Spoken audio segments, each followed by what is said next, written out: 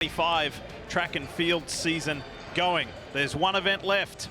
It's the Toyota men's 60-meter final. The heats were close. What's this final going to give us? It's time to meet the field. And let's start in lane one, Marcellus Moore. He was undefeated coming into this meet, but was only third in his semifinal. He's got to find the form that saw him win Millrose if he's going to be the champion today.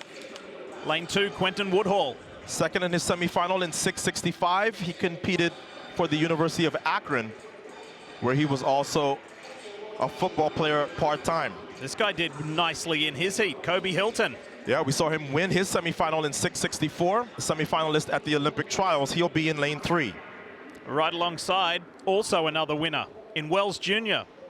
He rode a great start and then hung on to win his semifinal in 658. He was fourth at this meet last year behind Noah Lyles, Christian Coleman, and Ronnie Baker. We'll see if Ray can get another great start. Here's Ronnie Baker. If this comeback is real, this is the sort of race that he should win. He's the third fastest man of all time, but he looks shaky in his semifinal. He's gonna have to have a better run if he's gonna win this decisively. Youthful exuberance, you better believe it. Here's the teenager, Ajani Dwyer. What do I tell you about your eyes when you come to a meet, Lee? Trust them. My eyes tell me this guy can win this race. He'll be in lane 6. He's only 18. Malachi Adams in lane 7.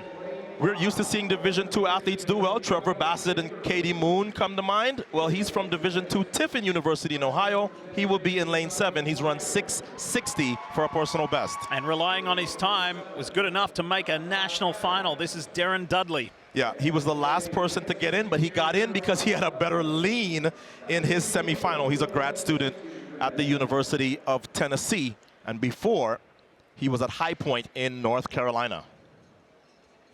So yeah, lane 6, Dwyer, he's got a real shot because all the pressure's on everybody else. He's 18, as my coach used to say, you don't have to beat them, they have to beat you. So none of the pressure is on this guy here. The pressure is on the more seasoned guys, including the guy to his left, Ronnie Baker. Who he raced in his heat. And defeated. And took care of. So plenty of confidence. But here's the thing, high schooler, favorite big race. It's a different ball game when you come to the final. Let's see how he manages his nerves. Against an Olympian.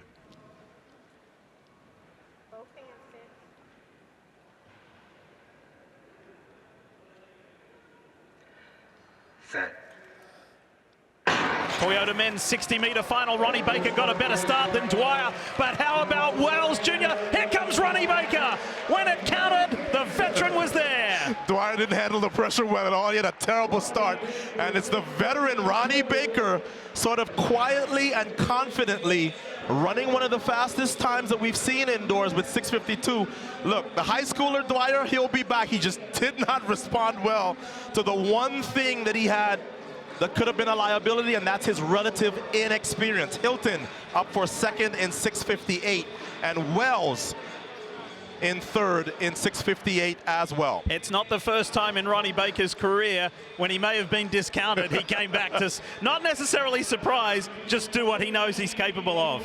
Yeah, that's a great run for Ronnie Baker, and it sort of confirms what we've seen from him this year. He's been very steady, and now he's gotten down to that 6'5" range. Remember, his personal best is 640, so he's still a little bit off of his personal best, but he knows it's the kind of year where you can probably win World Indoors this year with a 6'4" high, 6'4" mid.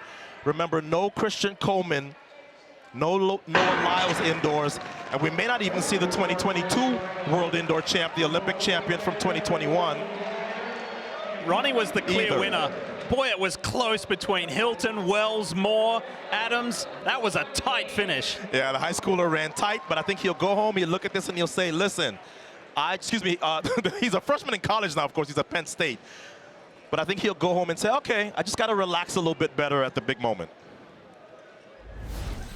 Confirmation of the results. Ronnie Baker over Kobe Hilton, and then Emmanuel Ray Wells gets in the top 3. But Lewis, Ronnie knew what to do when the pressure was on. He sure did, and Otto Bolden talked about this was an important comeback opportunity for you. Did you see it that way, and how do you think this race kind of sets you up for the rest of the year? I definitely did. It's been a long time since I've been a national champion indoors, 2017, so it's been a long time coming, but it's a good confidence booster. I mean, you know, the guys that went 1 and 2 aren't here, but hey, 652 and a national title is great. Right. If you're going to be a factor outdoor, what have you learned indoor about this game and what you can do at 31? What are you expecting from yourself? Oh man, I really just continue to push the boundaries every single day. That's my motto, is that defeat is optional, and really every single day I'm just pushing myself to get better and better and better. And I know that at the age of 31, I can still compete, obviously. Obviously you can. Ronnie, congrats on the national championship. Thank you. All right, come back and it's on the way, Lee. Did you hear that, Lewis? I sure did. Defeat is optional. Exactly. He I heard opted it. not